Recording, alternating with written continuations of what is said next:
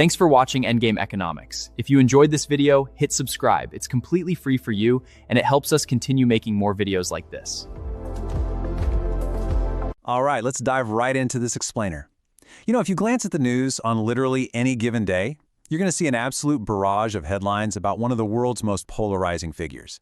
You've got the social media arguments, the wild stock market swings, the endless debates over how he runs his companies. But today, we're going to look completely past all those surface-level distractions.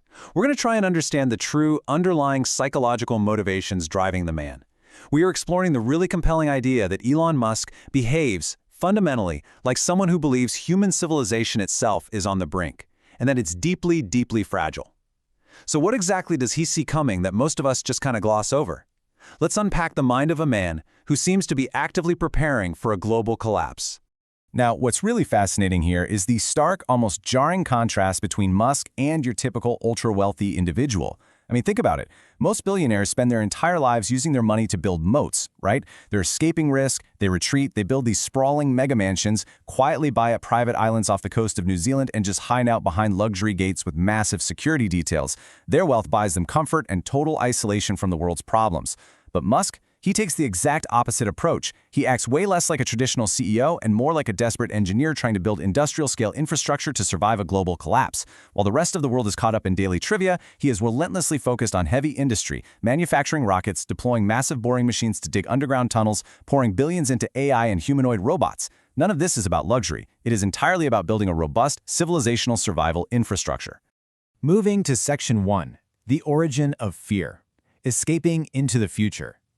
To really understand this extreme behavior, we have to trace this worldview all the way back to its roots in his childhood. So picture this. Musk simply didn't grow up dreaming about yachts or standard corporate success. As a highly introverted, frequently bullied kid growing up in South Africa, he escaped a pretty harsh reality by completely immersing himself in science fiction. He was obsessively reading authors like Douglas Adams and Isaac Asimov, and this is a super critical detail. Asimov's masterpiece, the Foundation series, is entirely built on this premise of a mathematician predicting the inevitable, catastrophic collapse of a massive galactic empire.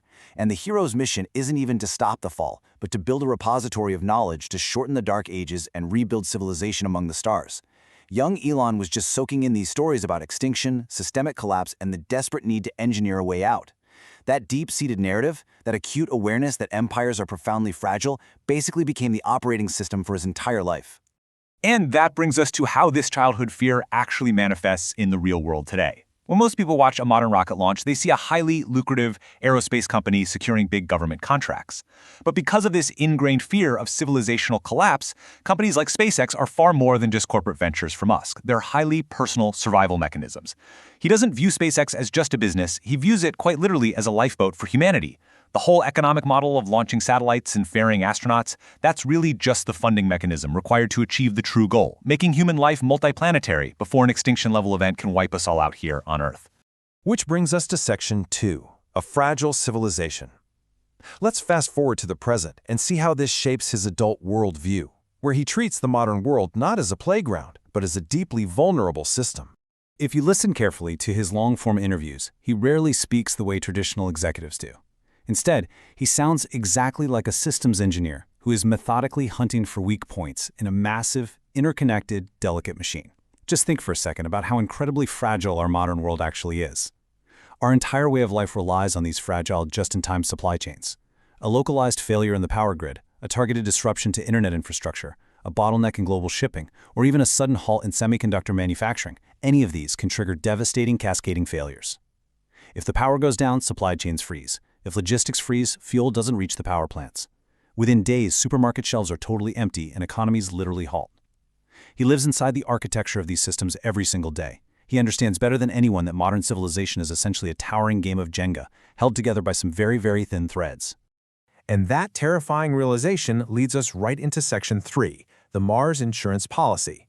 This is where we get to his most ambitious and honestly most misunderstood project.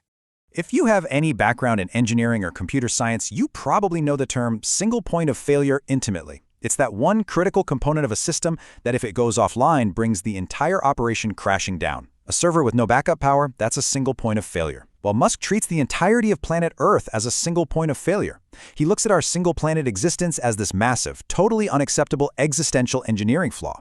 Throughout history, ancient civilizations vanished simply because they existed in only one localized place. Right now, Earth is basically a hard drive containing every piece of art, every memory, and every living consciousness we know of, and there is absolutely zero backup. He looks at this and sees a system just waiting for one rogue asteroid, one genetically engineered plague, or one devastating nuclear exchange to wipe the hard drive completely clean. This is exactly why people completely miss the point when they laugh at his plans for a massive Mars colony, with human domes glowing in the freezing dark. Critics love to frame it as this absurd ego project, right? A billionaire's shiny new toy. But while other billionaires are casually commissioning 300-foot super yachts to sip champagne in the Mediterranean, Musk is pouring his personal fortune, his actual life force, into building a harsh, unforgiving backup planet, a planetary escape infrastructure. Mars isn't some tropical getaway. It is a freezing, irradiated, unbreathable desert. You don't go there to relax. He's doing this because he fundamentally knows that true survival is rarely comfortable. Colonizing Mars isn't about setting up an adventure holiday. It's a brutal, necessary step to ensure humanity isn't permanently erased by just one bad roll of the dice here on Earth. Let's move to Section 4, Racing Against Time. Understanding this deep existential dread finally explains the crushing weight, the exhaustion, and the absolute urgency he carries with him every day. I mean, take a look at how this slide organizes his empire. Most executives are stretched totally thin just managing the day-to-day of one mid-sized company. But for Musk, every single entity in his sprawling corporate empire isn't just some random investment meant to passively print money. Each company operates as a highly specific engineered tool designed to patch a distinct vulnerability in human civilization. Tesla? Not just a car company. It's a massive manufacturing engine designed to forcefully break our reliance on fossil fuels before climate constraints choke us out. SpaceX is the transport mechanism to build that planetary backup. Neuralink is an attempt to increase the bandwidth between the human brain and machines so we don't end up as biological relics. Starlink is building a resilient, decentralized global communication web so a local disaster can't plunge us into a digital dark age. And xAI? That's his direct attempt to ensure we actually survive the highly dangerous artificial intelligence race. Every single venture is a calculated countermeasure to a civilizational threat.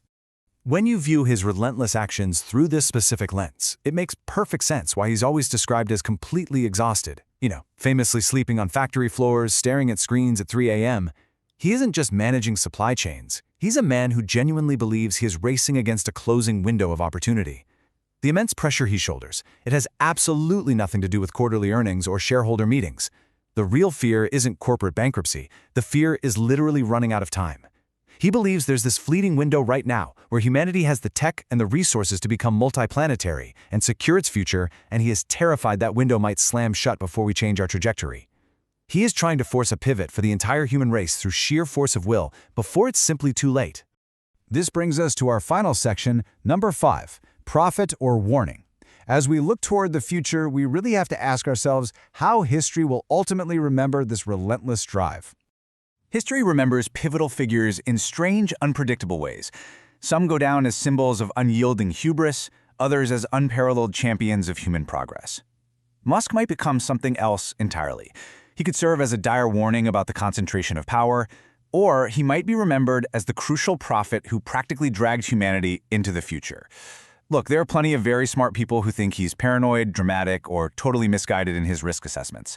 But there's also the very real, very sobering possibility that he just sees the mathematical fragility of our modern civilization way more clearly than the rest of us want to admit. Because as the saying goes, people preparing for collapse always look completely irrational and paranoid to the rest of society, right up until the exact moment everyone else finally understands why they were preparing all along. So, I want to leave you with one final, provocative thought as we wrap up this explainer. If you take a really hard look at the blinking red emergency lights of our modern world, the fragile power grids, the rising geopolitical tensions, the crazy rapid rise of superintelligence, and you realize that this architect of survival might actually be right about how precarious our existence truly is, would you take the lifeboat?